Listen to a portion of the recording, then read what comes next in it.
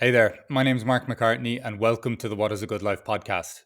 Over the last 2 years, I've interviewed over 170 people around this question, not to provide you with the universal answer, but to help you to find and define your own answer to this question. On the 44th episode of the What is a Good Life podcast, I'm delighted to have Danielle Donnelly Smyth as our guest. Danielle is an astrologer, a yoga and meditation guide, an energy healing practitioner, and teacher. And she also served as one of my early guides into exploring spirituality. In this episode, Danielle shares with us her journey of living a fully connected life. Whether it's bridging her dreaming and waking worlds, the conscious with the subconscious, or connecting and navigating enlightened moments with the more mundane aspects of life. She also discusses the importance of cultivating more consciousness within herself while acknowledging the challenges and struggles that may entail. Our conversation, as it generally tends to do with Danielle, delves into spiritual and existential wanderings, exploring questions around the purpose of existence, the role of suffering in one's awakening, the sense of separation that presently exists in the world, and the significance of astrology in both mapping and making sense of our own interpretation of life. If you're eager to explore consciousness and ponder the meaning of existence without being given explicit answers, this conversation will be for you. While the breadth of topics, tools, and experiences covered will offer you ample material for contemplation on how you can interpret existence and your own good life. Look, I took a hell of a lot from this conversation, as I always do with Danielle. She's someone who has a really unique perspective and experiences in life, so I think you're going to take a lot from this conversation. And if you enjoy this episode, please like, share, and subscribe. And if you're on the podcasting platforms, please leave a review, as I'd greatly appreciate your support at this stage of my podcasting journey. So without further ado, the 44th episode of the What is a Good Life podcast. So, Danielle, thank you very, very much for joining me today on the What is a Good Life podcast. I've been somewhat goading you into having this conversation with me, as you're one of my favorite people to speak with in terms of all things musings around what life, existence, the universe, and so etc. is all about. So, thank you very much for joining me today. Thank you so much, Mark, for having me on here finally. Um, it's always such an excitement to have our wild and wonderful conversations that run off into such good topics and things, just to allow us to explore consciousness. And I think the greatest thing is that, the background connection that we have as well. I'm just like, isn't this just mad that you can know each other for years and all of a sudden conversations just open up way beyond your understanding of each other. So it's cool.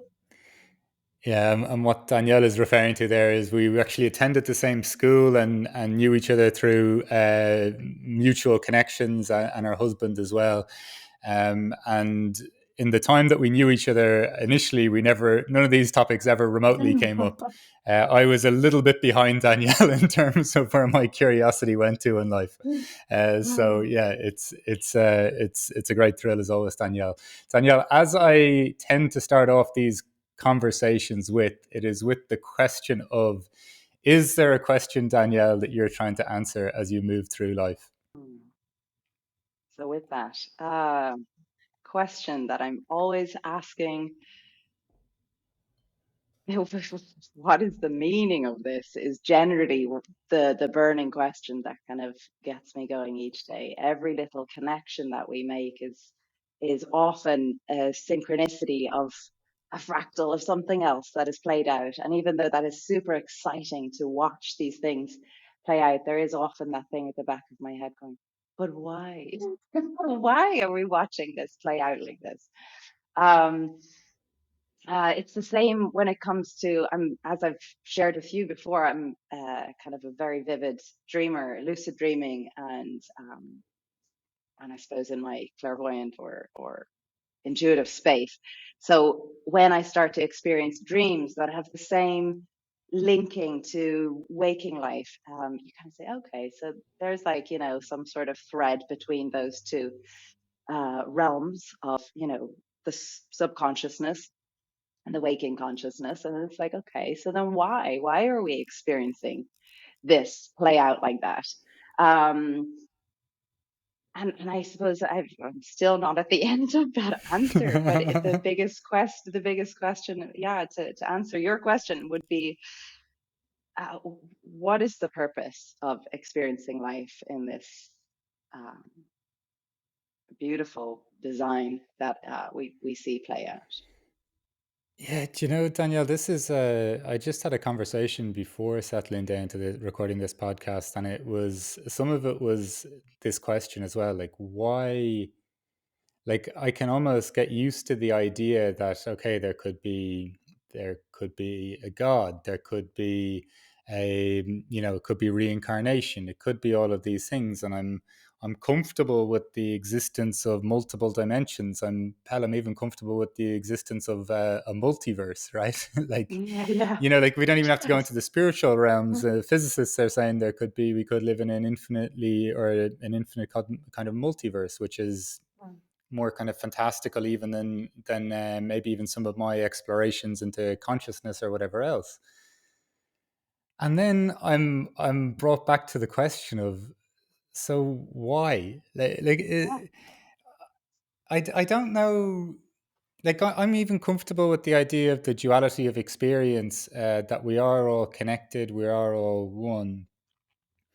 But then yeah, where are Why? you with this Yeah. question of why? Well, Yeah. so for me, I looked at it generally through the lens of astrology, which has been my anchor to help me through this. Now, I didn't start with astrology. Before that, it was just spirituality, the ability to see something that isn't in our physical existence, yet I can't deny it. So I've come from that realm first, the kind of the intuitive realm first, and that has always been a guide. So I will constantly listen to dreams, to intuitive guidance, whether that's just a feeling or a sense or a synchronicity of things that occur. You're like, you can't ignore that. And that's been my life guide. And then now, as I've been training as an astrologer, a consulting astrologer, sharing it with others as well, it gets to a point where I'm like, okay, well, let's try map this intuitive realm or non-tangible realm to a map, how I see it through the astrology lens, and then apply that to how we continue to live, because we have to then continue to make choices, live through with our responsibilities, our soul quest, all that sort of stuff. So it's like to take something very intangible to something that we live with tangible and play it out through a field that I would like to say is a map. That is our astrology chart, the transits that we go through. But even when I do look at that, so it's not to say none of that makes sense, but even when I do look at that, there are still so many little paradoxes that we still have to live with, that's where I'm kind of like, okay, so we're still living with the challenges. We still have to experience highs and lows. It's part of our learning quest. And often when I sit with that, because I can have tremendous highs, followed by this thing of like, but why? And that brings you down. That really kind of anchors something that you would say is kind of a sense of enlightenment that kind of gives you all the answers. So I could give an answer, but I could give an answer that sounds very far fetched and detached from life, from physical life. This is how I would see it. But then that doesn't seem to give us any sense of merging or weaving the two together so that we can live coherently with the challenges that present itself. So, for example, the paradox of experiencing something that would be considered an enlightened experience, and yet then having to come back and live, sit in traffic or do the dishes, do the very mundane experience.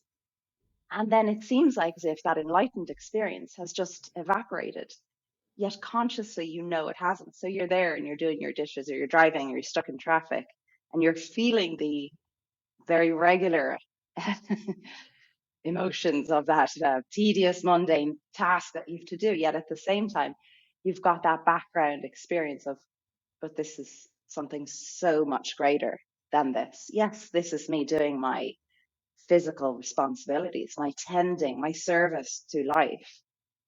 For me, service to my kids, to my husband, to my family, to my community. You get into that frame of mind of, okay, so I'm in service to that. Yet then you allow yourself that ability to be pulled out into a vast sphere of consciousness that like literally turns a black and white picture into a colorful movie. Do you know what I mean? And then it's the bit where I'm still at the why is living in between that experience, living in between something in full color and, you know, high speed, and then something in a black and white 2D photo. And then allowing the two of those things to coexist so that you can gain enjoyment out of both or bring one into the other, and vice versa. The mundane comes with you to this life of full color. And so, not that I have really come anywhere close to answering that, but the best that I do to my knowledge is just simply like we've spoken about before, that sense of meditation, of awareness, to try and pause and catch yourself in the very regular moments and just watch and experience that. And it doesn't necessarily make it go away, make it any more interesting, or or any worse. But it does give you a moment of a pause where you're just observing, and then that sense of observing this design play out. That's where these two start to play out, and you see a fractal of opposites play out in a way. And then it's you're the one consciously bringing them into union through your awareness of the two of them. One is whatever you want to call it, spiritual, multidimensional, whatever it is, and the other is surface. It's work. And it's only through your awareness, your consciousness, that you thread the two together. So therefore, everything comes back to you as an individual, despite that not being a big enlightened concept, you know, that it's not you. It's not about you. It's about the greater I. That's where I would kind of beg to differ. It's like you can't dismiss the singular person's experience, because what they do is thread the two. And without that individual threading high consciousness to mundane reality, then we've lost the connection. We've lost the point of the conduit. That's where energy flows from somewhere of a higher dimension down into physical life. What do you think? Yeah, it's yeah, like it's when you were talking there, what was coming to mind was just how almost the question ceases to be in that space of awareness. But then not to ignore the duality of the experience. So it's kind of where the answer to that question exists is not a place where words exist. Yeah. And Like, that's when you get to that pure living sense of enlightenment, where you've experienced that sense of there's no need for an answer, there's no need for a tone or. but yeah, so but in this in the part of me that has a conversation, right? Like that question, it feels like even as you were talking, and I'm like, yeah, I know the color picture, the black and whatever, like just why like you know what I mean, like, and even to my own words there, it's just like, but I genuinely, I don't know, I've this feeling that it's just I feel we get to the other side of something, like where we get even space from the duality or some experience, right? Like whenever, whether it's through passing or maybe it's through momentary experiences. And in whatever form we're taking, if we're somewhat still conscious of the experience of a human in that form, I almost think we have a good old laugh at ourselves. Like, just that you simply almost just had to. And this doesn't suit my mind, because as much as I like spaciousness and I like, not to be distracted with things, when my mind is going, it's a very like it's quite a rational mind as well, if you know what I mean. Like, it's looking for evidence or it's looking for answers. Yeah. And and so it's a funny thing, like I think it's it's a dancing in and out of almost needing the answer to the question. Yeah, I think, yeah, exactly. I feel like you can merge both, though, is Yeah, also the closest thing yeah, that oh I've yeah, gotten, yeah, is that yeah, you can merge both, and that the the magic of something that's intangible can be brought into the very tangible realm.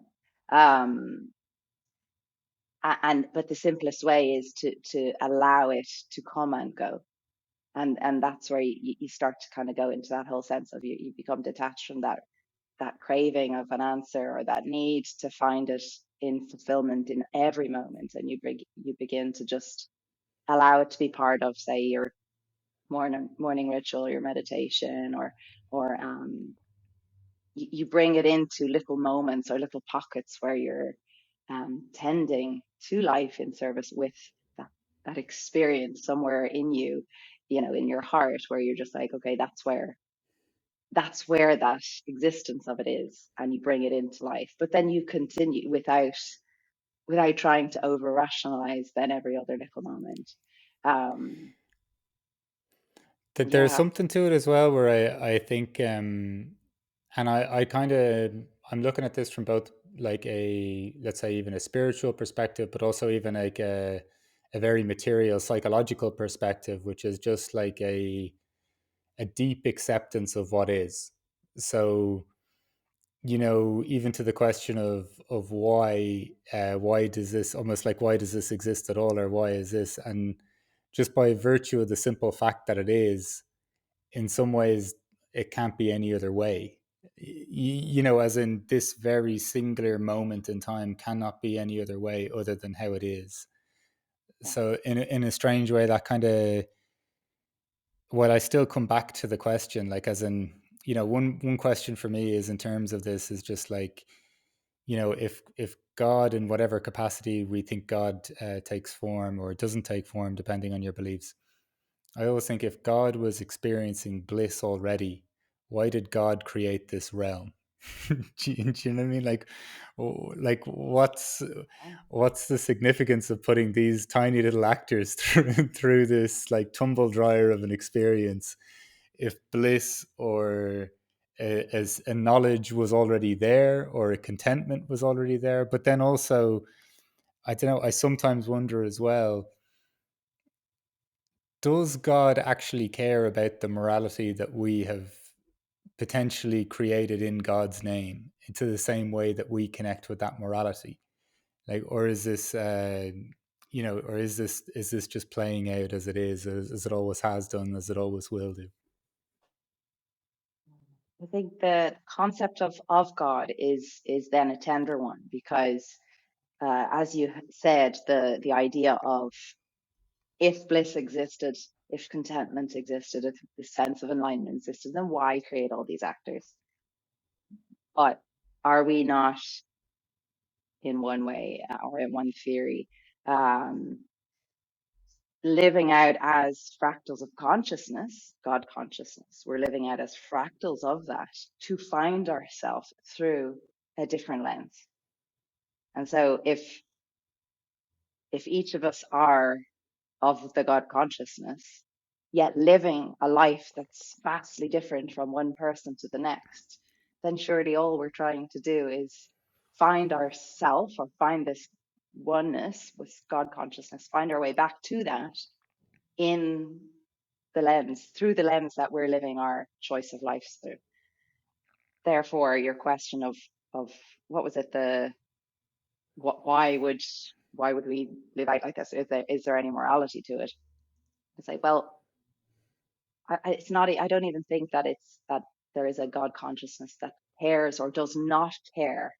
I don't think it's like, oh, we've been left here. I don't feel it like that. Yeah, yeah, yeah. Um, if anything, I feel like free will is what we have. Therefore, free will is the choice of us to find ourselves in the choices that we have through the play of life that we're existing through, to find some sense of faith of ourselves or of God consciousness. And I know that can be such a triggering conversation for many, depending on their life circumstances. Like, even as you say, like, um, if someone has a sick child or something like that, you get to that point of going, well, like, surely not. But then And this isn't a blanket answer to anybody, to everybody, but having lived with, my sister had trisomy 18. So having lived through my lens, the perspective of watching, probably didn't understand, obviously, as a child growing up, how my parents went through it. But now, as a parent myself, looking at what they went through and seeing how they made certain life choices based on that, the best I can come away with is how they chose to respond to how their life played out, how they chose to teach us as the whole family to respond to these situations. Um, and that, so therefore, that's something I've grown up with. Therefore, that's something that becomes one of my pillars of responding to the world. Is, yeah, sometimes things just don't go to this idealistic plan, and they seem incredibly cruel, uh, you know, but nevertheless, they can sometimes have great teachings in it, even when there is tremendous sickness and just the challenges of going through what sickness can bring, which can be a lengthy process. Um, and of course, then grief and death. They bring their own really heavy circumstances that massively alter your perspective of life. But when you go into those experiences with some sense of I'm not trying to dismiss the heaviness or the darkness of that, but when you can gain yourself through a certain period of time, you can approach those emotions, so unlock those emotions that become kind of heavy burdens and baggage, and process them in your own way. That slowly allow you to, I suppose, polish up those gems. Do you know what I mean? They're not just lumps of coal. Polish it up and make something of it, because it is your piece of wisdom that you've lived through, and through that some time, yes, length of time, you eventually come out the other side with wisdom. It makes it like that's an age old kind of lesson of, just, work hard. I don't mean it like that. It's more like sit with the challenges, sit with difficulties, even if it's simple as like finding that pull between, something idealistic and something, responsible. It's to sit with those challenges and then um, find that piece that glues those two polarities together, which is how we started the conversation. Is that ability to find yourself as the conduit that joins hardship or whatever it is that has pulled you down or given you a sense of challenge, or like you said, left all these people here. Where's the morality in that? It's like, well, then it comes down to how you perceive that. So therefore, you come back to being the lens, the channel, that the conduit that unites that perspective with heightened consciousness or God consciousness. Therefore, you've realized yourself. You've realized God consciousness in the path that you've lived. Therefore, you've found yourself. It may not suddenly magically make your life just become some glittery like red carpet. I don't know if that's even the point of it. But you've somewhere along your path found yourself in your challenges. You found yourself in the dualistic nature of, or the paradoxical nature of life. And you found yourself in that to the point that you can have faith in the journey, sit with the journey, and some way let it play out with your awareness from this, and oftentimes it takes something really hard to bring someone into that space of viewing life like that. Um, Often that can be you can just go carry on living a happy life without realizing that hardship exists, maybe. But oftentimes it's those that have been through the hardest things have a much stronger perspective, a much stronger capacity to alter their perspective, because they've traveled to the depths of themselves and been able to bring themselves back into balance a bit. I'm um, I'm always intrigued. I don't know what your thoughts on it, but do you ever see that even with through the various mediums that you work through as well, even sometimes on retreats, teaching yoga, meditation. Obviously, there's astrology and different things like that for you. What do you think? What is it about this suffering piece, and kind of bringing people into this world? Like, it almost seems like a rite of passage for people that I've met along this path. Like, how do you kind of see that sit, or I'm not trying to like make a universal logic out of it, but what is Mm. it about that, like, when you observe that? Yeah, well, when you reflected back to say, I've recently come back from a retreat where we worked with the ley lines, the energy of the land, but kind of the living astrology of these pieces, um, and working through the archetypes of energy that exist through time, through space, in ourselves as a collective, as a group. And yeah, one of the biggest themes that came up was this sense of suffering or separation. And um, and I think that's somewhere along the way, this idea of where does this collective suffering, why does it need to even exist? I often wonder that myself. Why does it need to exist? But then I I would definitely a bit more of a far-fetched answer. I would definitely see a timeline of existence going through much bigger polarities, and so I definitely feel like we are in the era of like this lower level where the sense of separation is not just on the individual, it's not just on a small generation, it's on a much larger scale collective. Um, and and we're at that pendulum swinging. We're at that almost end of these times where the sense of suffering is not just felt from an individual. You're actually starting, when you tune into it, to feel the sense of suffering that has been a collective for an age, if I can say that. And that age of suffering certainly feels like as if there has been some sense of descent of consciousness, of our sense of connection to consciousness, one consciousness. Um, and that descent from one consciousness has played out in its vast ways over the centuries, over the times of this age of darkness.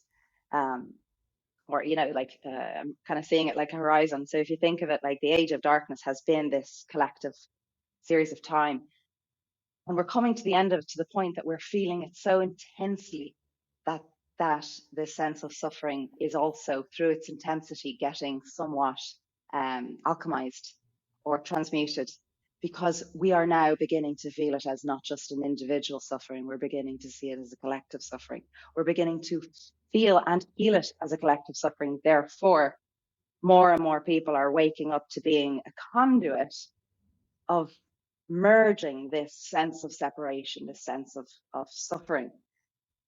And as we approach the end of this age of darkness, we get to that point where so many have felt into their personal and then the greater scope of collective suffering, becoming a conduit of healing, merging that sense of separation. The age ends and we flip into, or we rise into a brighter age, or a golden age, where we live out an age. And so this is not down to the individual, because an age is what, 26 something thousand years. Do you know what I mean? So it's a Yeah, really long period of time. So we're not down to one individual's life making a huge difference, but at the end of this timeline, we're getting to that stage where we're reaching that sense of, oh, I can feel like we're merging that sense of suffering or the sense of separation, to the point that we will enter an era of enlightenment, which has been prophesied for various different cultures. Ancient cultures have prophesied this turning of the wheel, and this shift of the cycle of the ages, where we go from the age of darkness into the age of the next golden age. And this isn't the first golden age. This is the fifth golden age. So it's not like as if it's the first time for this ever to happen. But perhaps for us as we live this now, it's the first time for it to happen through such a conscious effort. Um, and with more and more people consciously becoming aware of anything from astrology, spirituality, psychology, people are finding ways of becoming this bridge between the sense of suffering, the sense of separation that isn't just down to the individual. It's a sense of a collective. Therefore, if we start to spread out that timeline and say, okay, we're all God consciousness, but we're living out in fractals of an individual, and we're coming to the end of one small cycle. I think we mentioned this a few weeks ago. It's like a blink, or it's an in breath Yeah, and an yeah, out breath. And this out breath, or whatever it is that we've been living in, is coming to its end. And just before we're starting to feel this like sense of excitement as we bring ourselves into a new state of consciousness. And that's why so many are starting to bridge that separation of suffering from this heavy sense of suffering, to bridge it into a sense of part of part of our breathing. It's part of the cycle of breathing, of getting to know ourselves, to allow ourselves to exhale, to go down, to let go, to surrender, to feel darkness, to then feeling an inhale, a lifting, a soaring of energy, um, into a brighter sense of consciousness, and then a sense of aliveness again. And so, I don't know, for me, that's the greatest thing that I can find in peace of this, because of yeah, course you're yeah, still tethered to the individual. So you're, and this is where how I started with you is like this pull from something so big to something so regular. But then this not it? We are living it. We are living this conduit, this bridge between the individual and the vast consciousness. And then the existence of that in the everyday is very much part of every single person becoming like this vast grid. If you thought of every single person as just a thread, tube, a channel, and in each of those channels, they become filled with this awareness of consciousness, right? When they become that bridge of consciousness, when they become the ability to bridge their life, their own perspective with something vast, their own sense of connection to a greater sense of faith, then that little channel lights up, right? Or that thread yeah, yeah, becomes bright. And then you start to see all of these little channels and these threads lighting up, connecting, creating this huge grid of light, or of awareness. And then all of a sudden you zoom out and you suddenly see that that's just one eye. That's just one perspective, but it's got like a million trillion different tiny little pieces connected inside of it. But it was in a moment where his eyes was closed, and then all of a sudden the eyes open, and that's its cycle. But we at this moment in time are living through our fractal, our small version of that. And so yeah, yeah, what yeah. we can do is simply bring some vast macrocosmic, massively spanning concept and bring it into our lives. And instead of it being our little life of very mundane and difficult and challenging, you make your very greatest work out of your daily life, and your simple practices become these beautiful rituals. And that's Yeah, yeah. like that's a big part of making life a ritual. In terms then, Danielle, of how you see it then, um, is this like, when you're talking about this age that we're in and a pendulum swinging, and it's almost like it's prophesized, this is how it will be, this is how almost how it's supposed to be.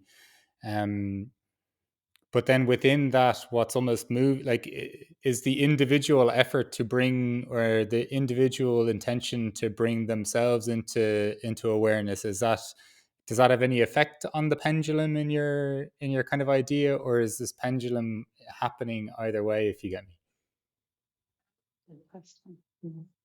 Like I'm just, you know me, I always Well, want to no, like, yeah. I have two I probably would have two answers to that because it is, of course, Yeah. down to free will and choice. So therefore, it is down to the individual to want to do that and to find their, and that's where you label it yourself, label your sense of faith or your sense of uniting consciousness, God or other.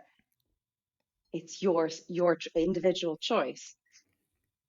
Having said that, I also believe that the pendulum is swinging, and regardless, that eye is opening. That one consciousness is about to take an inhale. It's coming to the end of an exhale. We use that metaphor. In terms, then, Danielle, of even like the work that you do with astrology, like I'm, as I mentioned to you before, I'm always super intrigued by this line of inquiry or investigation, or this tool or this expression. I'm just curious, in could you explain to, let's say, someone who isn't maybe initiated with astrology, or maybe thinks of astrology almost as this little thing in the paper, or Mhm. making a prediction or something like that, Okay. like could you explain to people even just the process that you take people on, and the areas that you explore with this work? Um, so the type of astrology that I would look at isn't this typical predictive in a newspaper type of Yeah. astrology. It's much more of a psychospiritual analysis of the holographic living astrology that we are. Um, an individual is born at a one time on a date in a specific location. Okay, so that's what identifies that person's birth energy, and that birth energy is literally a snapshot or a capture of a moment in time, of an energy coming through a channel in that exact moment. Okay, and therefore that type of energy, even though that's just a singular snapshot of that moment in time, that can give us a huge amount of information about that person's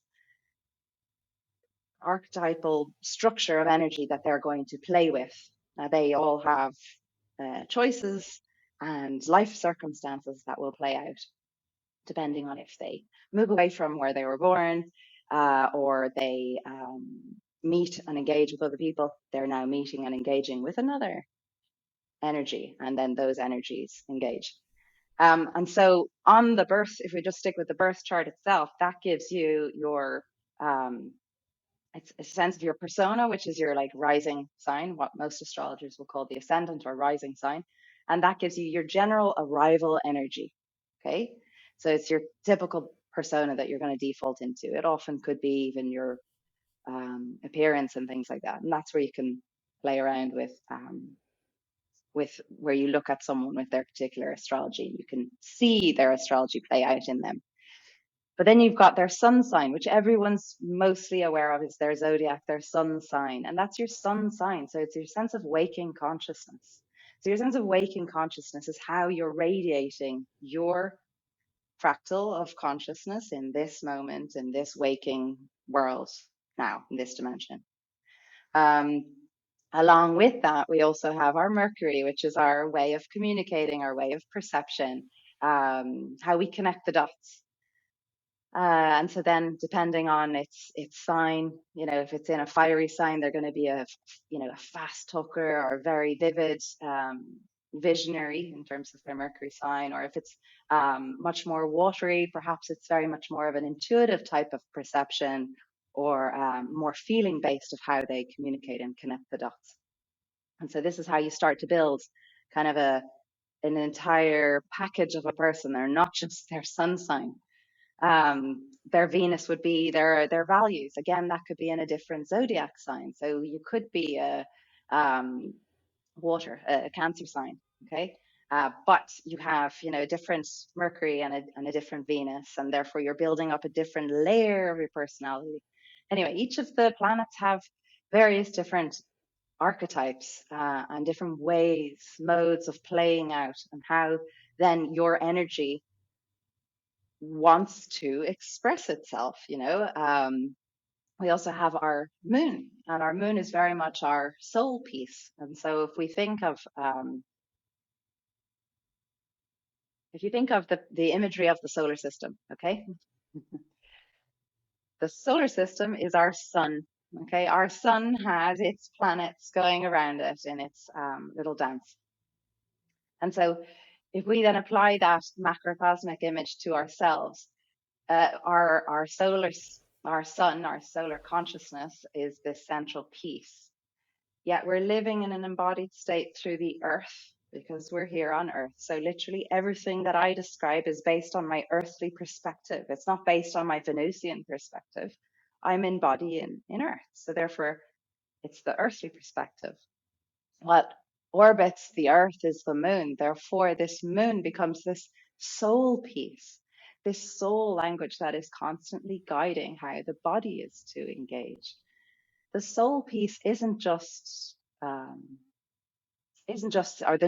moon piece isn't just the emotions, which a lot of people will say. It's your emotions, it's your, how you feel about things and nurturing that inner world. It is nurturing that inner world, and your emotions, energy and motion are a huge guide to how you engage with your lunar piece.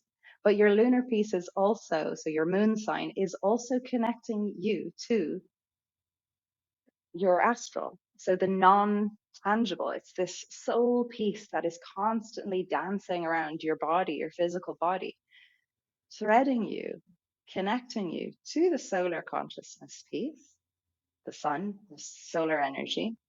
So it's as if through your body, you've got, through your physical vessel, you've got this communication of a lunar piece, a script, and a solar script. And through that dance, you have how you engage with the world through your emotions or your inner perspective, and through how you want to express this light in this waking reality. And so if I was to just do a birth chart, we would go through all of that, but then we would be looking at how each of those personal planets are being hit by the current planets that are playing out. Then you've got this communication going on. And so each time, for example, you've got, one of the bigger planets that are slow moving, Pluto, for example. If Pluto was to hit one of your personal planets, Pluto's a very slow moving planet. You're going to spend at least, let's just say 2 years minimum of feeling Pluto activating, for example, your sun. If Pluto is to activate your sun, Pluto would be the archetype of alchemy and transmutation. And so as Pluto is playing out, dancing on your sun sign, you've got to alchemize your consciousness. You don't have a choice, really. It's either going to be fight it and watch how that like rumble plays out, or surrender and play out this total transformation. Death and rebirth would be the themes of Pluto. Allow that sense of death and rebirth to play out with your solar consciousness, how you experience this waking reality. It's wild if you've ever experienced anyone who's gone through Pluto to their sun. It's an intense process. And so that's that's just one, that's more of an extremity. But that is how the language of astrology plays out for each individual. But we also have collectives. So you've got like each country can have its birth chart. When its Declaration of Independence is signed, you can look at the birth chart of that country, of your business. You can do the same for that. And therefore, like you say, the hermit that lives on its own, it's not actually on its own at all. You're constantly engaging with another type of energy that has its own dynamic of macrocosmic energy that has been imprinted into an individual's consciousness. Therefore, that individual's consciousness is continuously playing out, yes, from their individual perspective, but permanently contacted with this macrocosmic consciousness.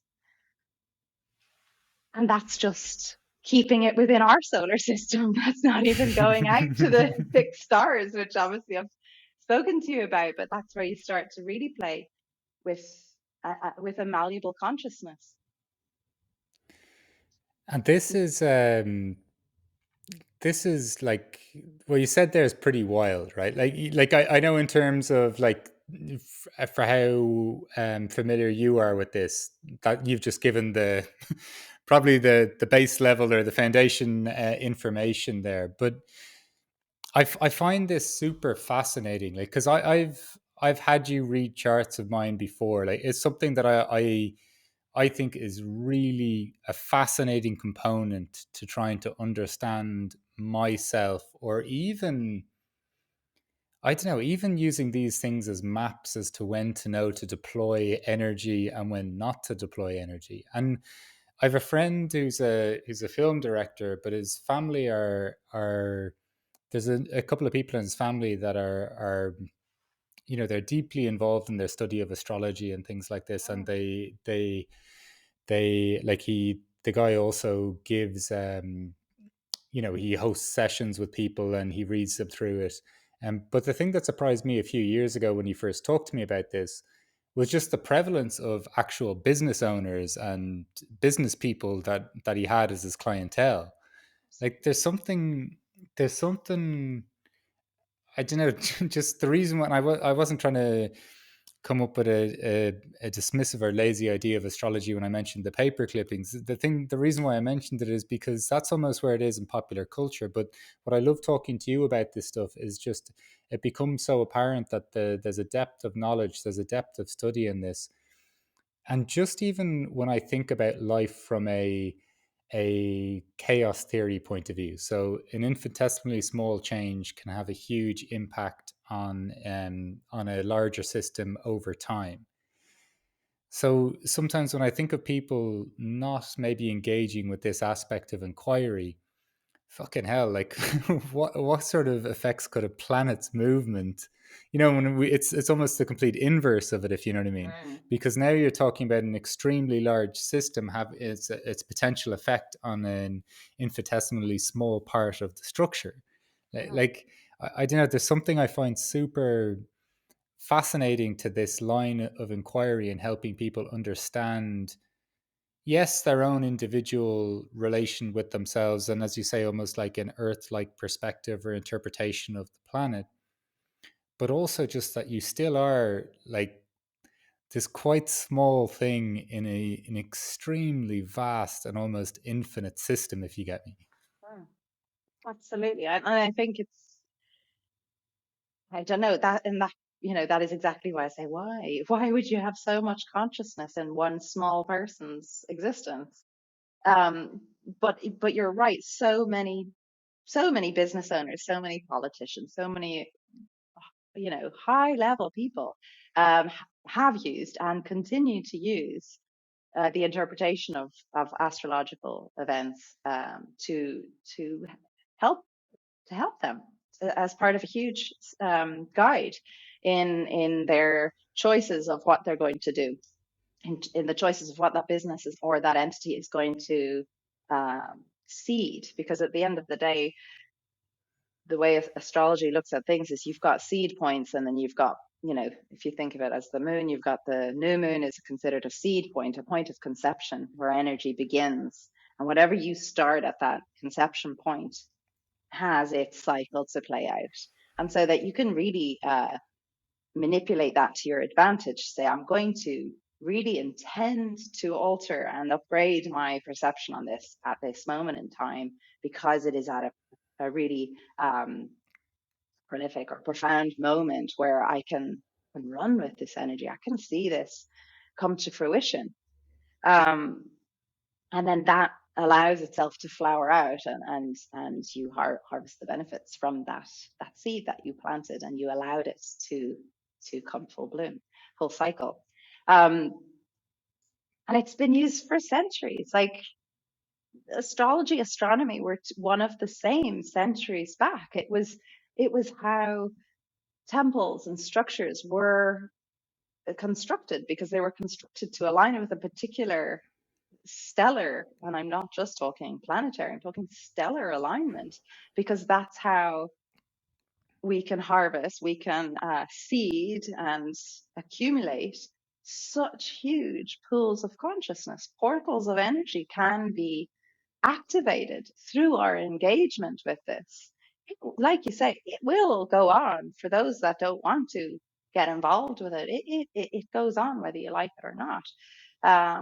But you can become an active engagement with it and start to work on it with yourself, or like I was saying, we went to temples, you connect with the energy, the holographic living astrology that exists in temples that are ancient. You gain understanding of life through that. That is also part of your individual help and guidance for your individual life, but it also feeds into the collective because you've taken it in for yourself, but inevitably you're part of the collective. So your energy spills out into the others, and then it becomes part of the greater cycle. So it's this constant, role of energy playing out, and how you engage with it is just down to your level of consciousness. You can be totally unconscious of it if and many can and want and choose to, or you can be really conscious of it, and that's the hard part. If you're going to be really conscious of it, then you have to actually work with it. Is there, as you continue with your practice and studies, like, are there things that are evolving for you in terms of, like, are there elements to this that continue to surprise you, or that, like, are there ways in which it reveals itself to you that continues to, I don't know, just leave you in a deep state of like curiosity with it all? Yes.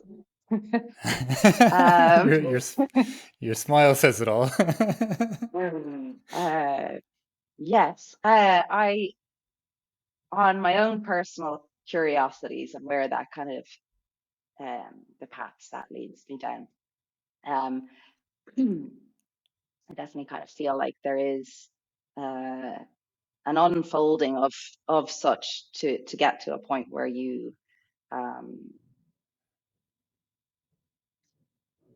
you have to start living it. Like I said, if you're going to open up to that much consciousness, then you can't really turn your back on that much consciousness, that much that is tethered together. You can't turn your back on it. And That so that sounds would bloody be, painful, even the idea of turning your back on it. Like, I don't know, it makes me even think of some of my own practices. Like, yeah. Well, like everyone has had it. Everyone's had that moment where they're like, "Oh, that is exactly what I have to do," but it's a very hard path. Like no one's gonna not many are going to continuously choose a path that's, filled with a few hardships, which requires a massive tearing down of some of the constructs that we've built up and nurtured. Do you know what I mean? So, that's never really a plain sailing idea. Nevertheless, committing to that, it doesn't mean that it's actually that bad. It just means that your commitment or your sense of faith to that path choice, um, you know, honoring the amount of consciousness you open yourself up to, then you must commit and continue forward. Therefore, the path isn't that difficult. It originally seems quite arduous, but then as you continue to allow it to unfold, it actually is exactly what you're supposed to be doing. Therefore, things do roll out. Lovely sequences of events play out despite you thinking that it's hard. Um, there's a part to some of this where I think, in even in my own experience, it's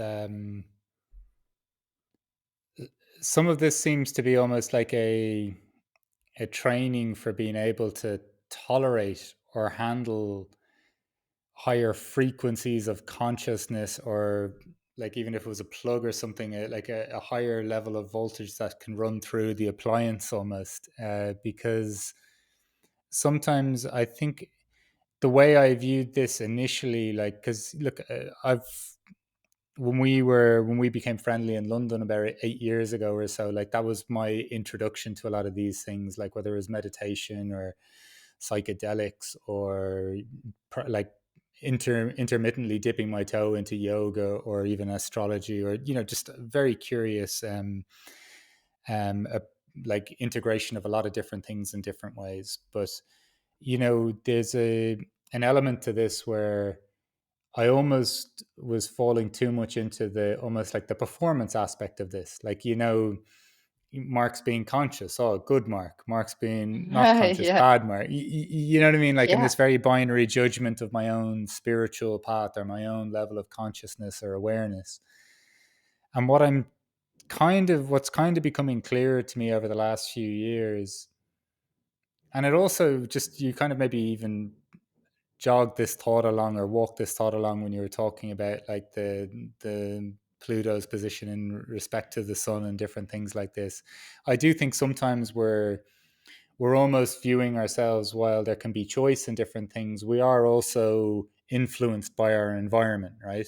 So Mm, it's this kind of really interesting part, whereas like a lot of this is almost, to me, feels like training for, can you handle not viewing this in a very linear kind of one mm, step after the other, but in this kind of more magical, like magical in the sense of like it doesn't fit the constructs of my mind and my belief system growing up, and these kind of things. It's almost like a training for an expansion of being able to handle more consciousness. And it's super yeah. interesting, like, Mm, just instead of us thinking that we have to sprint to an end point like we do with a lot of hobbies that we pick up or things in which we compete against each other. You don't have to do this tomorrow. Like, life is just, with our intention and then its co-creation between life, the solar system, the planets, whatever. It's like this mad kind of like opening yourself up to handle whatever it evolves into next. I agree. I think it's yeah, it is like I said, it's not about the competition or the ego part of yourself saying, "Oh, well done, I did this," and I've achieved a particular harmony of living in existence with awareness and servitude to life. Um, I think it has to be something that just is. And that's probably the hardest thing, as our current social standard is not about just being. Um, Society requires us to be doing and achieving. That's like the biggest message we've all been ingrained with. It's like, what are you doing and how are you striving and how are you achieving more through that sense of doing? Um, and then the absolute opposite of that is how can you just be as you are and witness the sense of evolution going on within you as you engage with a sense of harmony towards being in life. And that to me, I think is probably the greatest thing to do is to just be and be in harmony as it unfolds. Because like you say, it's not really a race. It's not going to just suddenly happen once you reach that point and then suddenly everything's going to open up. I think if anything, it is just a matter of allowing the energy to slowly acclimatize within yourself. Like you say, the idea of the plug or the ability to build a sense of strength of holding a certain amount of energy current through you. And that comes with a sense of constantly being a vessel of holding, being a vessel of witnessing, allowing yourself to be a bridge between a mundane and a brighter sense of enlightenment, and then becoming that, like becoming that, be like being it and holding, being that bridge between the two. And that is, I think, one of the hardest things as a society. We all find that we find that kind of the biggest challenge is to be, just be. Yeah, You yeah. can be when you're meditating. You can be when you're practicing yoga. You can be when you're having like great conversations. You're just there. You're with that person. But inevitably, we have to then move. And I think you've expressed that the greatest is when you've been able to just walk, be in engagement with yourself and your awareness of that, and it just that's it. So those transitions, bringing all this awareness into all these little micro moments of life. It's a practice I think so many need to do. Look, Danielle, just conscious of the time here, Yeah. and look, from how we started things off, wondering why, why is there anything almost to investigation of, you know, what the possible meaning for it could be, what the point of existence is, almost this merging between the mundane and the miraculous, the, you know, the unaware, the aware, the conscious, like the sense of, you know, holding a larger perspectives, but also the responsibility that comes with almost a smaller self as opposed to even just the larger I, in terms of service. You know, you're talking about service to family, to friends, to your community, a connection, and touching on ideas like just expanding, coming more into to consciousness being a connecting point between almost an that allows, we almost become this tool that allows the intertwining of what can seem almost like the duality of life, and you know, accepting that anything along this path, this spiritual path or whatever anyone wants to call it, there are ups and downs. Like there's nothing about this that is going to be an escape from the human experience, but almost having this faith or this trust, in the unfolding of life, in the now of life as well. And then obviously just touching on, you know, seeing this in the bigger picture too, in terms of astrology, the wonder of just almost the inquiries of the moving of the planets, the connectedness of it all, and even just exploring our own kind of ideas around expanding this consciousness, or this capacity for us to hold all this, to be a vessel for all this, a container for some of this to play out both on the micro and the macro. After such a conversation, it seems like maybe a strange jumping off point to ask you, maybe even just the very simple question. But as I tend to finish these conversations, Danielle, it's with the question of, what is a good life for you? After the conversation we've had, diving into all the vastness and the mundane realms that we can play with, a good life is a connected one. The very simple ability to be connected, to be that witness, that loving witness. And like I explained just at the end there, that sense of making every day a ceremony or a ritual of connection to something that's within yourself, but it's found all around you. And so for me, that's how a good day goes. That's how a good moment goes, is when you've found that sense of connection, of being a witness of what you have within yourself, your ability to control and manage and play with that that's going on inside. And then your ability to witness and engage and receive something that is vastly outside of yourself. And so becoming a little bridge of what's out there and what's inside. So for me, what is a good life? A good life is that point of connection. At the moment you said that, I kind of smiled to myself and just thought of the friend of mine that I met earlier for a potential collaboration, and the theme we just talked about for 2 hours prior to this was connection and disconnection. So There you go. they'll get It's the all playing out at the same time. they'll get a great kick out of this whenever That's I good. publish this and send it on to them. Look, That's cool. Danielle, look, thank you so much for your time, and thank you so much Oh, for thank joining me you. here in the What is a Good Life podcast. As ever, I enjoy these conversations immensely, and I shall look forward to our next explorations. Likewise, Mark. Really, these are brilliant conversations. I love having them, even if they're recorded. But thank you so much.